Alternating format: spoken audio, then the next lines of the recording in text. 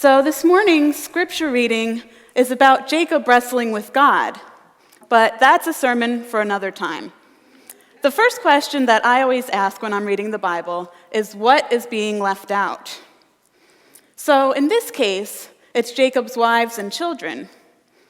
Genesis says, the same night he got up and took his 2 wives, his 2 maids, and his 11 children, and sent them across the stream, and likewise everything that he had. Jacob is both treating his family like his possessions and like human shields. A couple weeks ago, Adrian taught us some things about Jacob, and if you remember, Jacob stole his brother Esau's blessing from their dying father. And Esau realized this, and Jacob ran.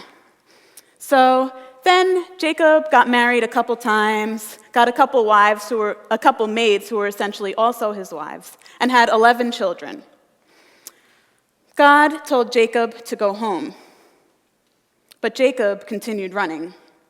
Then, in today's scripture, he sent his wives, maids, and his kids across the river by themselves with all his stuff, and continued hiding from Esau and from God. Jacob sent his family toward his brother Esau, who he feared would kill him. Let me say that again. Jacob sent his wives, his maids, and his children across the river by themselves toward someone he thought was going to kill him.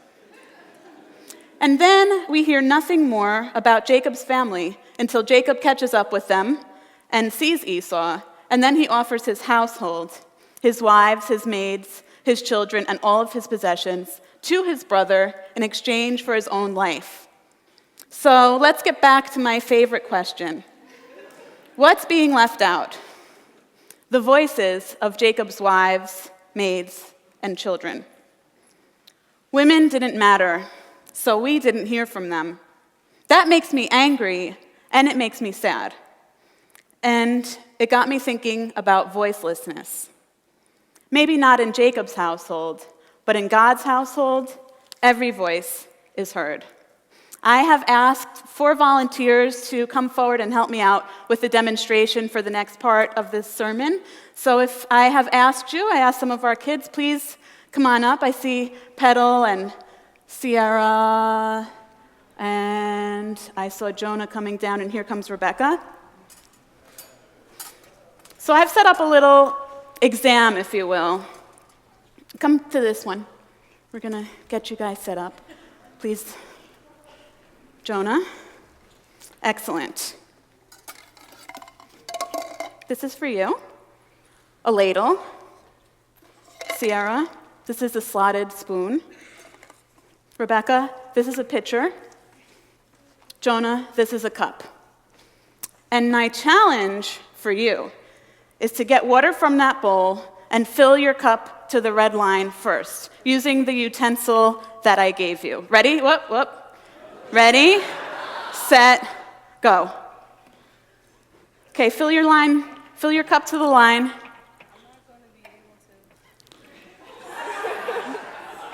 Oh, Rebecca's done. Rebecca finished first. Everybody stop. So I'm going to grab this other microphone, the silver mic, because I just have a couple questions about that. Thank you for your help. So what was that like for you? Let's start with Sierra. I didn't get a chance to do it, so it wasn't fair, because there's like holes. It wasn't fair. That's a very reasonable response. Why? Because there's holes. Rebecca, hand the mic to Rebecca. What did you think? Well, I didn't feel good because I felt like everybody else was kind of being nice to me, and they kind of just let me have the bowl because, this takes up the whole bowl. So, I kind of wanted to give them water first and then fill mine up, but it was a race, so. Yeah. And if you would hand the microphone to Jonah. Okay, one for the record, it felt really wet. Second, I felt like it was harder to do it because my thing wasn't as big as hers, obviously. And just to say for the others, it seems like the bigger they are, the harder it is to get anything in. And now let me have the mic back and see. Petal, how did doing that make you feel? How did you feel about that? Your cup is empty. Do you want to tell us how you felt? Were you angry? Sad? See, she's so sad she doesn't even want to say anything. But I really appreciate all of your help. Thank you so much, and you can go back to your seats. You can, no, put it back, just put it on the table. Thank you.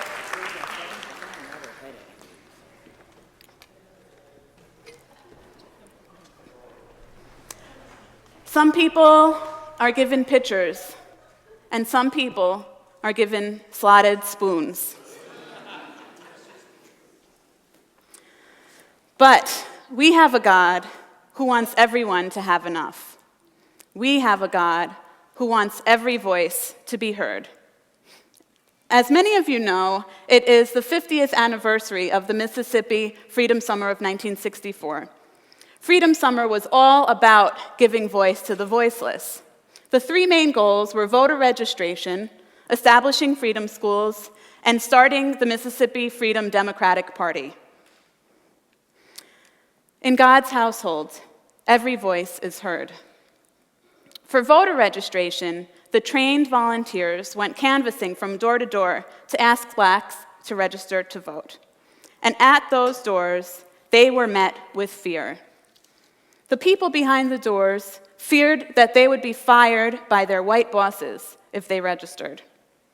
They feared that they would not be able to pass the literacy tests required for voting because they did not have quality educations. And they feared violence or even death if they became registered voters. Blacks at that time were taught how to play the role of second-class citizens. They would tip their hats, bow down, and get out of the way when a white person was walking down the street. Less than a week into the trainings for Freedom School, volunteers, for the Freedom Summer volunteers, Mount Zion Church, which would have been the site of one of the first Freedom Schools, was burnt to the ground. Mickey Schwerner, Andrew Goodman, and James Chaney left Ohio and went down to Philadelphia, Mississippi to check it out and offer their help. They were arrested on their way and were never heard from again. In Mississippi, everyone was claiming the missing young men were a publicity hoax, and even added, if they're dead, they asked for it. A few days later, their car was found. Rita Schwerner, Mickey's wife, wanted her voice to be heard.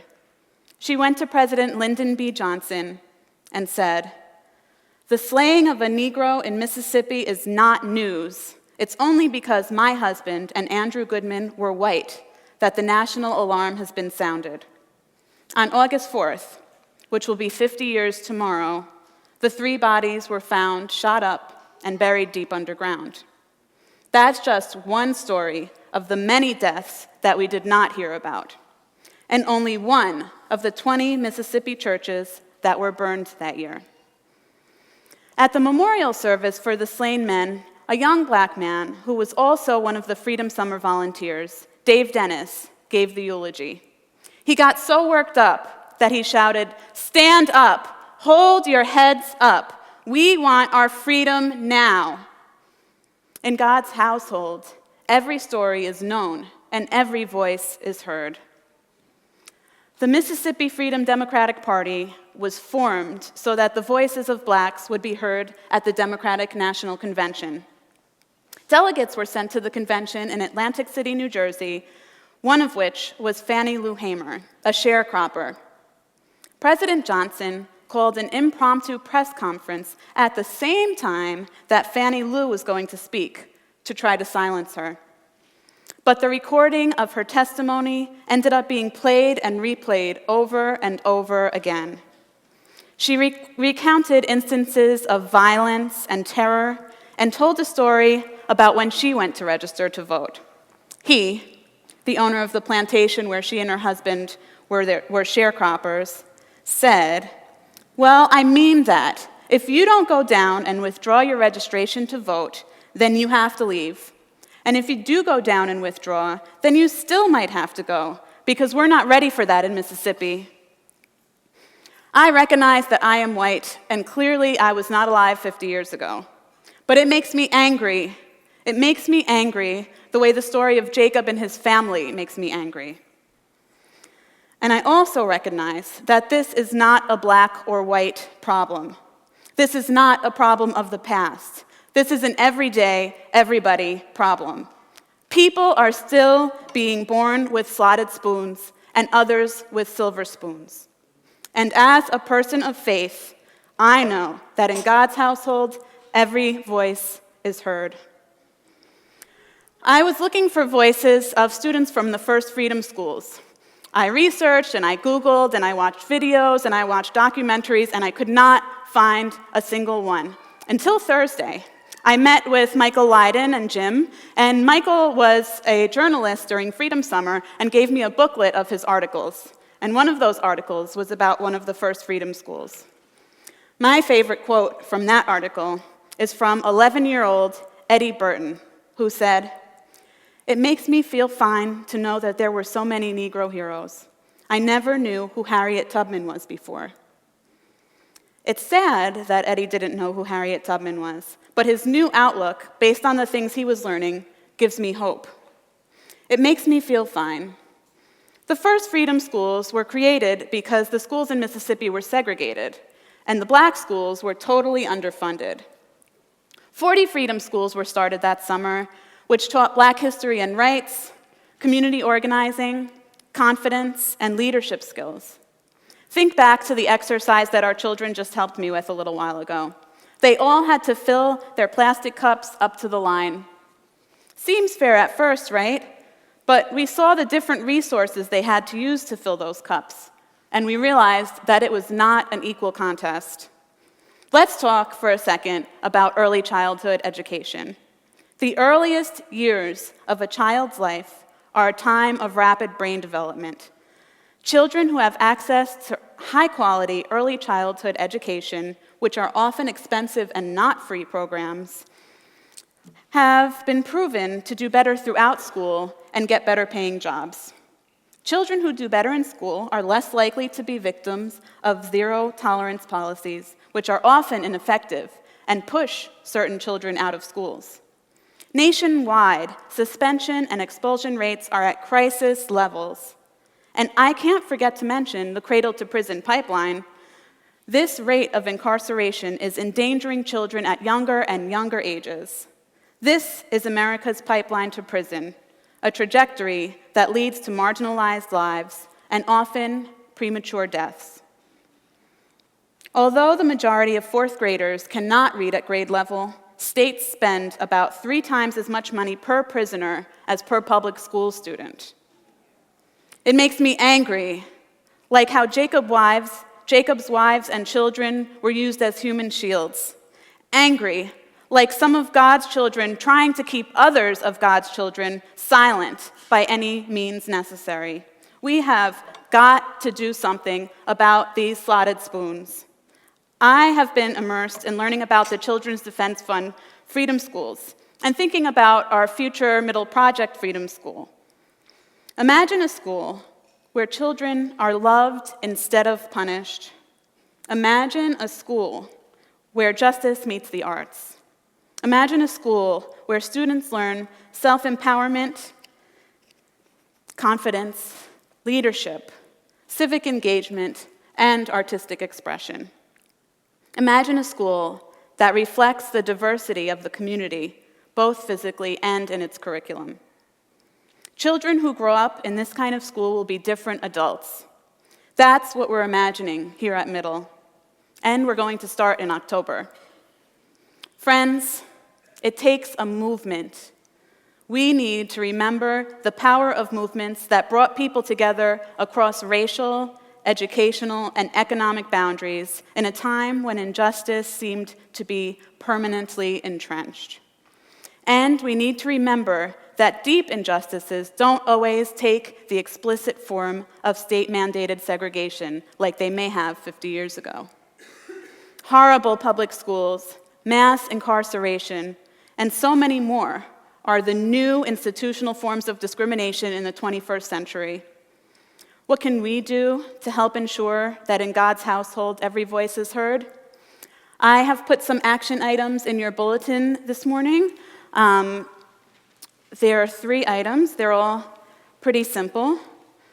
And the first is a 5-minute phone call for early childhood education. There's a link that Harold will be posting online and that all of you can scan with your smartphones or type into your computers when you get home later that gives you a script and the phone numbers for your local congressional representatives, so you can call and tell them why we need free early childhood education. And those online, if you put in your zip code, it will give you the phone number and information for your local representatives.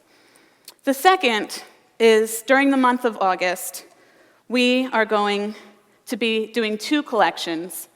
One are the books for Project Cicero, which will be then distributed to underfunded schools without libraries, homeless shelters, and juvenile detention facilities. And the third is that we are collecting school supplies all throughout the month of August, which we will be giving out on the first Sunday of September. So I would like to ask all of you to participate in those action items. We're creating a movement to make sure that every one of God's children are able to have a voice. Are you ready to join?